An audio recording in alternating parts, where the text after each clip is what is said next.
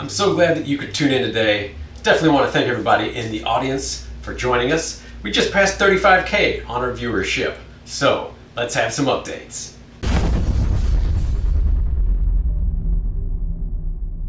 I figured today would be a great day to do a little bit of updates on the hobby house and the channel. We passed 35K. Thank you very much, my friends, my viewers out there. I really like the back and forth that we do, the talks that we have, and your input on things. And speaking of input, I need to know what to do with this hobby house.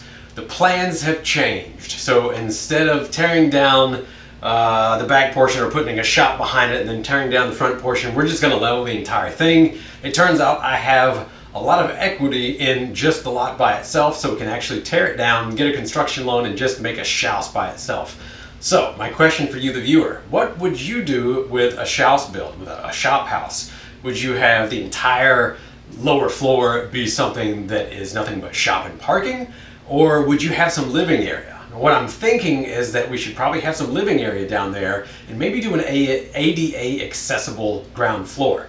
The reason why I say this is, for one, I broke my leg a couple years ago and getting around my house was incredibly difficult. I basically had to scoot my butt everywhere, and I feel people who have disabilities as far as their mobility. So it kind of turned me on to having that as not only a practice for my retirement home just in case, but also in case I get injured again, or let's say I even use it as an Airbnb. People who come to town that may not have the full mobility to get in and out of a normal house, especially this one where it's like 1.5 feet off the ground. We don't have a wheelchair ramp here. It's certainly not conducive for that. I about fell getting up those stairs a few times. I'm looking at the front door, I'm looking at you. It was very dangerous. So I'd really like to have at least part of that ground floor accessible for ADA. Now, other than that, 2-story, probably an I-metal frame building, I-beam, whatever it's called. It's not what I do for a living. Let me know in the comments if you are a construction worker or a framer or any of that. If you lay concrete pads, I was thinking about doing a heated pad. What's that called? Radiant heat. And also have an insulated pad and then insulated walls. I want to make this as efficient as possible if we're going to rebuild it. So that is the plan so far. Really excited about pushing this crap hole down. It is a terrible house. I have found it has multiple leaks in the roof at this point. We got fleas coming in on one side where a raccoon has evidently set up its residence again. And yeah, have I told you about the cinder block foundation sitting on dirt? I probably have. So pretty excited about that, but also really distracted because what am I going to do with my stuff? I'm not sure yet, and I want to finish some of my builds first, so it's got to be crunch time in the next month or so until we get the permit for demolition. Yeah, all right, let's shift focus though. Hobby house is going to be coming down, but what are we working on at the shop?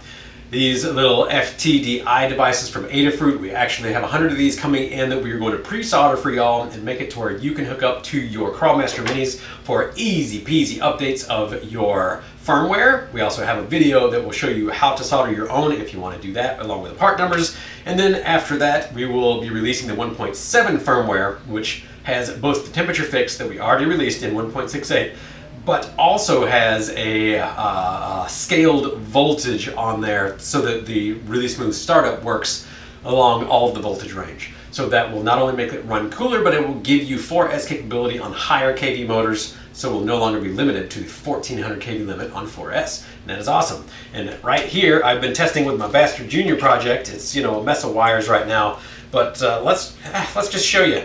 Let's just show you what it looks like on a 4S startup. Let's see, where's my stuff? I need my stuff. I hid it from myself. Haha, right here.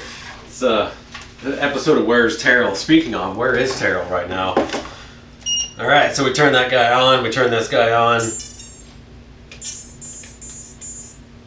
There we go. We're just going to shove those wires in. And despite being a 2250 kV sensorless motor, of course we do have a whole lot of gear down with the 2-low transmission.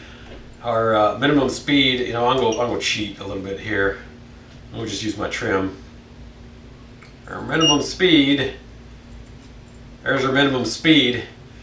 It's going along, and I will say that it needed a little bit of tuning in the software to get it extremely smooth on 4S.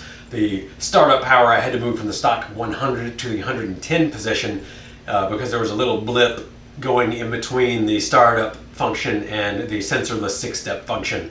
But oh yeah, boy, nice and slow. So let's roll that back. I'll give you a show of the wheel speed. Lots of wheel speed, lots and lots of wheel speed. I think I must have taken the drag brake down on this guy. Ring. Yes. All right, and the ESC is still running cooler than it used to. Yes, those servos are always fun. It's HV 800 on the front of this right now. So, let's see, what else are we working on? A bunch of stuff that I can't tell you about, so I'm probably just going to keep that there. Short story here is that we're tearing down the hobby house. I'm not sure what that's going to mean for our channel. I'm going to try to still keep up the filming. I'm not sure if we're going to do something either at my house or maybe move to the shop. If we move to the shop, there's going to be a lot of background noise, which will create problems. A lot of people coming and going all day. A lot of people popping in to be like, hey, I got a question for you. So that'll be interesting to deal with. But otherwise, maybe we'll just shoot in the backyard here. Of course, we will definitely have some video of tearing down the hobby house.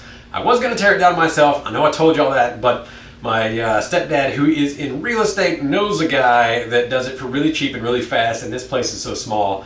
It's going to be about 4 dumpster rentals, we estimate, and maybe a couple grand for the guy. So instead of being in the dust and debris with myself and a couple of my friends for a full week, I think I might go the easy route and pay this guy to help us out. And that's going to be rolled into the construction loan as well, so I'm not going to have to come out of pocket for it. And that's really nice because, if a bank can loan us money instead of coming out of pocket, sometimes that's the right answer. So that's probably what we're going to do. All right, if you do have any questions, leave them down below and I will do my best to get to them. Otherwise, thank you for tuning in and I hope you all have a wonderful day.